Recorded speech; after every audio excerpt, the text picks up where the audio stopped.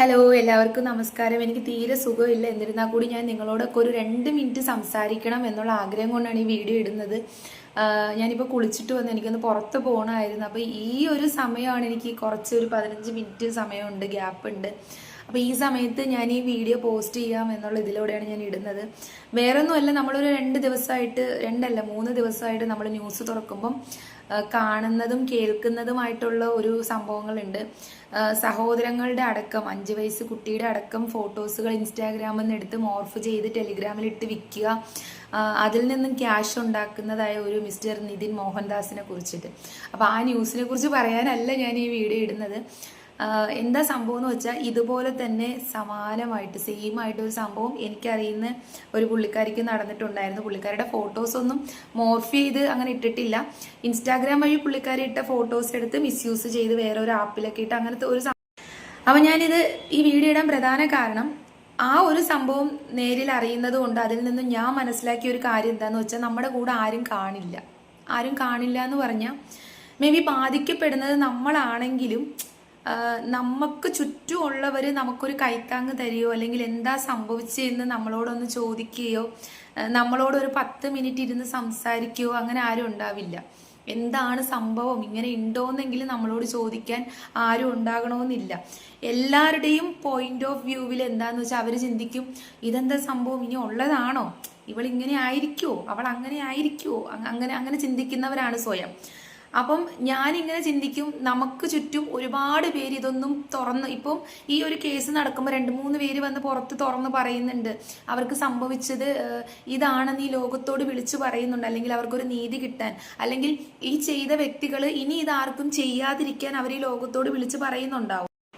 പക്ഷേ ഈ പറയാതെ ഒരുപാട് പെൺകുട്ടികളും ഒരുപാട് ചേച്ചിമാരും ആന്റിമാരും ഒരുപാട് പേര് കാണും.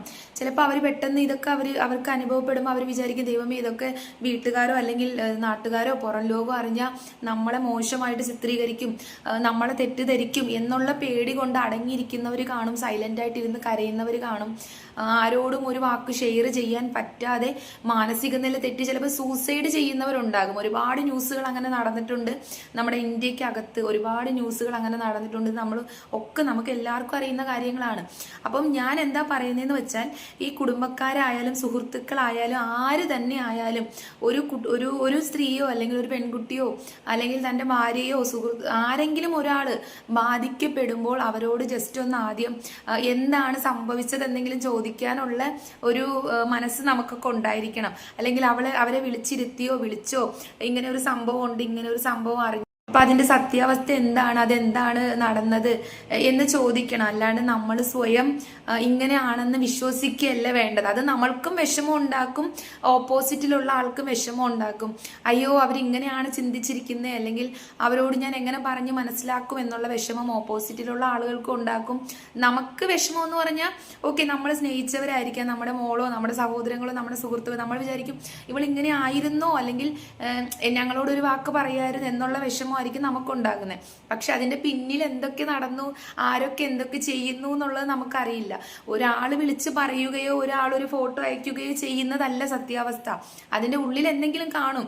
അല്ലെങ്കിൽ ഇപ്പൊ നമ്മൾ ഒരു ആള് കുറ്റം ചെയ്യുന്നു, ഒരു കൊല ചെയ്യുന്നു, ഇയാളെ നമ്മൾ കൊലകാരൻ എന്ന് പറഞ്ഞ് നമ്മൾ ജയിലിലൊക്കെ അടയ്ക്കുന്നു, അയാൾക്ക് ശിക്ഷ കിട്ടുന്നു.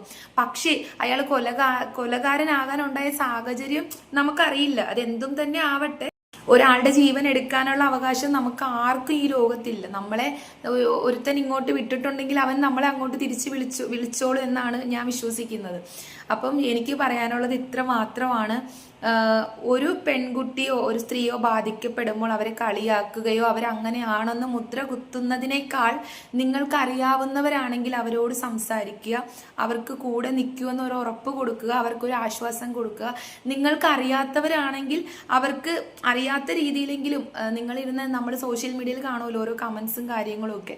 അപ്പൊ ഇപ്പോഴൊക്കെ ഞാൻ കണ്ടപ്പം എനിക്ക് ഭയങ്കര ഹാപ്പി തോന്നി. ഒരുപാട് പേര് മാറിയിട്ടുണ്ട്, നല്ല നല്ല കമന്റ്സും സപ്പോർട്ടീവായിട്ട് സംസാരിക്കുന്നുണ്ട്.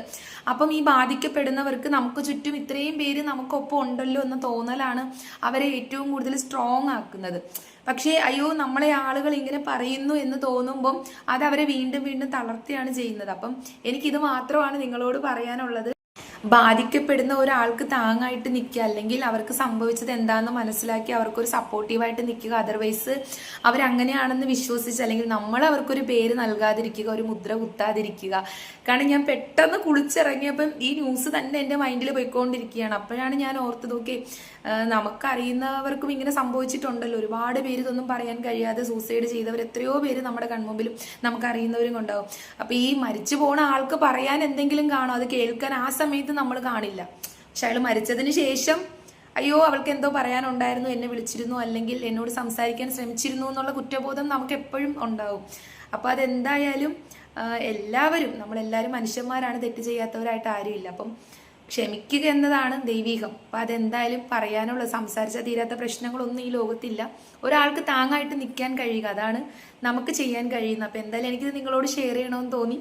Thank you so much.